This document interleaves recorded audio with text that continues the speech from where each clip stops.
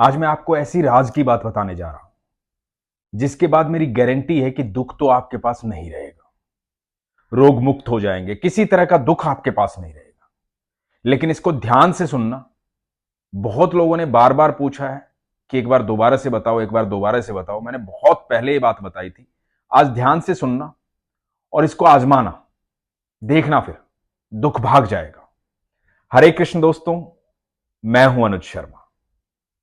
तो सबसे पहले तो आपको बताता हूं कि दुख जाता कैसे। दुख की एक खासियत होती है, दुख कभी अकेला नहीं आता। दुख आता है ईश्वर को साथ लेकर आता है, और इतना भोला होता है कि उसको पता नहीं होता कि मेरे साथ ईश्वर चल रहे हैं। यदि सामने वाले ने ईश्वर पर विश्वास कर लिया तो मेरी मृत्यु निश्चित है। इतना भोला होता है दुख। तो पहली चीज तो आप यह समझ जाओ कि आपको ईश्वर पर विश्वास करना होगा, क्योंकि आपकी जो मुस्कुराहट है वो दुख का अंत कर सकती है। दुख कितना भी शक्तिशाली हो, बस आपको मुस्कुराते हुए उस समय को गुजार देना है। अब जो मैं उपाय आपको बता रहा हूं, इस उपाय को करना आप। तो उपाय को ध्यान से सुनना। सबसे पहले तो ये जो मंत्र है भगवान श्री कृष्ण का, कृष्णाय वासुदेवाय हरे परमात्मने प्रणतः क्लेश नाशाय गोविंदाय नमो नमः। भगवान श्री कृष्ण से आप ये प्रार्थना कीजिए, मंत्र का जाप कीजिए, लगातार जाप कीजिए। दुनिया का कितना भी बड़ा कष्ट हो, वो कष्ट दूर हो जाएगा, ये गारंटी है। दूसरी जो बात मैं लॉजिकली आपको बताने जा रहा हूं वो ये है कि यदि आप थक चुके हैं दुनिया भर की जगह जाकर के, लोगों से सलाह लेकर के, उपाय करके, तो ये उपाय कर लेना, सब कुछ बदल जाएगा। कहीं से भी एक बांसुरी लेना। बांसुरी जो है वो ऐसी होनी चाहिए जो बजती हो। नॉर्मल बांसुरी मत लेना जो मंदिर के लिए दे देते हैं लोग, चढ़ा दो 10-20 रुपए की बांसुरी जो आती है, वो मत लेना। एक अच्छी बांसुरी लेना, बांस की बांसुरी लेना। और यदि आपकी क्षमता है और अच्छी बांसुरी लेने की, चांदी की बांसुरी लेने की, वो आपकी क्षमता पर है।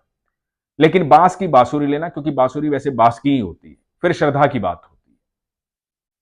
तो बांसुरी लेना, और बांसुरी को टेस्ट मत करना, ना चेक करना, ना दुकानदार से चेक करवाना। उस बांसुरी को लेना, मंदिर जाना, भगवान श्री कृष्ण के किसी भी मंदिर जो आपके आस पड़ोस में कहीं भी भगवान श्री कृष्ण का मंदिर है, उस बांसुरी को लेकर जाना, भगवान के सामने अपने मन की बात रखना। जो भी आपके मन में चल रहा है, जिस भी दुख से आप गुजर रहे हैं, जिस भी समय से आप गुजर रहे हैं, वो बात अपने मन में कहना भगवान से प्रार्थना करना कि भगवान मेरे सारे कष्टों को दूर करो। उस बांसुरी को भगवान को अर्पित करना। अर्पित करने के बाद वहां से आप चले आना, वो बांसुरी वापस मत लाना। अपने मन की बात कह के आप चले आना। आप यकीन मानना, कुछ ही समय में आपकी सारी समस्याओं का हल हो जाएगा। अब आप सोचोगे कि समस्याओं का हल कैसे हो जाएगा, तो इस बात को समझिएगा जो मैं बता रहा हूं। बांसुरी भगवान श्री कृष्ण को अत्यंत प्रिय है। बांसुरी एक ऐसा वाद्य यंत्र है, आप दुनिया में किसी भी व्यक्ति को यदि आप देंगे तो उसे लेगा और सबसे पहले उसे फूंक मारेगा, चाहे उसे बजानी आती हो या ना आती हो, लेकिन वो उसे फूकेगा जरूर। तो ये बांसुरी दे रहे हैं आप सर्वेश्वर को, भगवान श्री कृष्ण को।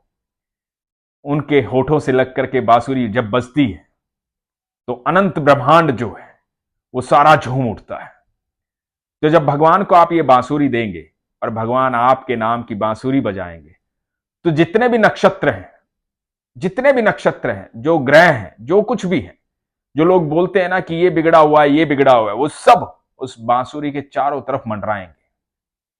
और आपके नाम की जब बांसुरी बजेगी तो सारे दुख एक फूंक में गायब हो जाएंगे। लेकिन ये जो कुछ भी करें आप विश्वास से करें। एक ही बार करना है, ऐसा नहीं है कि आपको लगातार जाके बांसुरी देनी है, एक ही बार करना है। ध्यान से सुनिएगा इस बात को। तो एक बार जाइए, मन से बांसुरी दे के आइए, उसके बाद विश्वास रखिए कि आने वाला समय आपका बहुत बेहतर होने वाला है। ये मैं गारंटी देता हूं कि सब कुछ बदल जाएगा, आपके जीवन में अच्छा समय आएगा। दूसरी बात है आपके प्रारब्ध। जो भी कर्म हमने किए हैं किसी भी जन्म में, कभी भी या अभी या कभी, तो प्रारब्ध हमें काटने होते हैं। लेकिन ईश्वर का संग जो है उन प्रारब्ध को काटने में आपको सहूलियत देता है, आसानी देता है। क्योंकि ईश्वर जब आपके संग रहते हैं, दुख कितना भी बड़ा हो वो कमजोर हो जाता है। दुख को एक ही तरीके से आप कमजोर कर सकते हैं, ईश्वर पर विश्वास करके। तो आप भरोसा कभी मत तोड़िए, किसी की बातों में मत आइए। जब आप कमजोर होते हैं, आपका वक्त कमजोर होता है, आप दुखी होते हैं, तो लोग तरह तरह की सलाह देते हैं, लोग भिन्न भिन्न बातें करते हैं, ये कर ले, वो कर ले, ऐसा कर ले, वैसा कर ले। कुछ करने की आवश्यकता नहीं है, सिर्फ विश्वास रखने की आवश्यकता है। एक अत्यंत खूबसूरत प्रसंग आपको सुनाता हूं, ये सुनिएगा। इस प्रसंग से आपको समझ में आएगा कि कौन है कृष्ण और क्यों बातें करते हैं हम विश्वास की, और क्यों मैं कहता हूं कि वो सारे दुख हर लेगा। तो ये बात है महाभारत शुरू होने से पहले। महाभारत शुरू होने से पहले हुआ यूं कि भगवान 5 जगह मांगने आए पांडवों के लिए कौरवों से।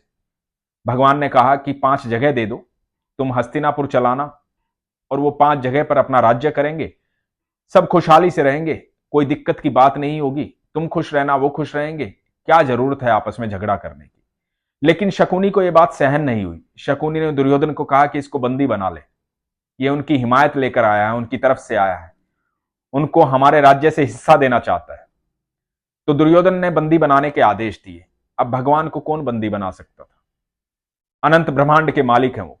पहली बार भगवान श्री कृष्ण ने अपनी थोड़ी सी लाइट दिखाई, पहली बार ये बताया कि मैं हूं कौन और किसे बंदी बनाने जा रहे हो तुम हो कौन। तो भगवान ने जब ये दिखाया तो सब चौंक गए। भगवान को कौन बंदी बना सकता था? भगवान अपनी बात कह के चले गए। जब श्री कृष्ण अपनी बात कह के चले गए तो कौरवों के राजा धृतराष्ट्र ने ज्योतिषी को बुलाया, सबसे मिलकर के सलाह ली कि क्या करें। अब या तो युद्ध होगा या 5 जगह देनी पड़ेगी। तो ज्योतिषी ने कहा सुयोधन जो है, सुयोधन दुर्योधन का नाम था, दुर्योधन हम उनको उनके कर्मों के कारण कहते हैं। तो ज्योतिषी ने कहा जो सुयोधन है, सुयोधन की कुंडली में राजयोग है, दुनिया में कोई भी हरा नहीं सकता, निश्चित तौर पर राजा बनेगा, कोई रोक ही नहीं सकता, कुंडली में लिखा है। तो आप निश्चित तौर पर विश्वास रखिए कि आपका पुत्र ही राजा बनेगा, युद्ध कीजिए। और एक ज्योतिषी के कहने पर युद्ध शुरू हो गया। जब युद्ध शुरू हो गया तो 3 दिन बीत गए। 3 दिन बीत गए और कौरव निपटने शुरू हो गए। तो धृतराष्ट्र ने ज्योतिषी को बुलाया और ज्योतिषी को कहा कि तुमने कहा था मेरा बेटा राजा बनेगा, तो ये क्या चल रहा है? तो ज्योतिषी ने कहा कि महाराज अभी तो 3 ही दिन हुए, मैंने तो परिणाम की बात की थी, इंतजार कीजिए, सुयोधन ही राजा बनेंगे। 8 दिन बीत गए, आधे कौरव निपट चुके थे। जब आधे कौरव निपट गए, धृतराष्ट्र चिंतित था। विदुर भी बहुत कुछ बता चुके थे, संजय भी बहुत कुछ बता चुके थे। ज्योतिषी को फिर से बुलाया गया। ज्योतिषी को पूछा गया कि ये बताइए कि आपने कहा था कि मेरा बेटा राजा बनेगा, 8वां दिन हो गया है, आधे से ज्यादा कौरव निपट चुके हैं, अब क्या कहते हैं आप? अब क्या कहता है आपका ज्योतिष शास्त्र? तो ज्योतिषी ने एक बात कही, वो बात आप ध्यान से सुनिएगा। ज्योतिषी ने कहा कि वहां कोई है जो समय और परिधि से परे है, वहां कोई है जिसने नक्षत्रों की दिशाएं बदल डाली, कोई है वहां। तो विदुर ने कहा कि श्री कृष्ण है वहां, प्रभु है वहां। दोस्तों, सारे नक्षत्रों का स्वामी मेरा कृष्ण है, मेरा ठाकुर है। जहां वो होता है वहां कुछ नहीं होता है, और जो वो चाहता है वही होता है। इसलिए इधर उधर भटकिए मत, विश्वास कीजिए। आपको पता है कि महाभारत के युद्ध के बाद राजा कौन बना था? क्योंकि सब नक्षत्रों का स्वामी मेरा कृष्ण है। आप यकीन मानना, यदि आप दुखी हैं, परेशान हैं और आपकी समस्याओं का हल नहीं हो रहा है, आप सब जगह से हार चुके हैं, तो आज ही अपनी कुंडली को उठाइए और भगवान श्री कृष्ण के चरणों में रख दीजिए, समर्पित कर दीजिए उन्हें, क्योंकि सब नक्षत्रों के स्वामी वही हैं और आपका कोई कुछ नहीं बिगाड़ सकता जब आपके सारथी कृष्ण है, आपके साथ कृष्ण है। बस विश्वास रखिए, कृष्ण आपके साथ हर समय है। वो आपसे बेहद प्यार करते हैं, वो हम सब के पिता हैं, हम सब उनकी संतान हैं। हम इधर उधर भटके ना, इस सफर का आनंद लें और विश्वास रखें अपने पिता पर। बस यही तो मैं कहता हूं कि अपने विश्वास को मजबूत रखिए, अपना ख्याल रखिए।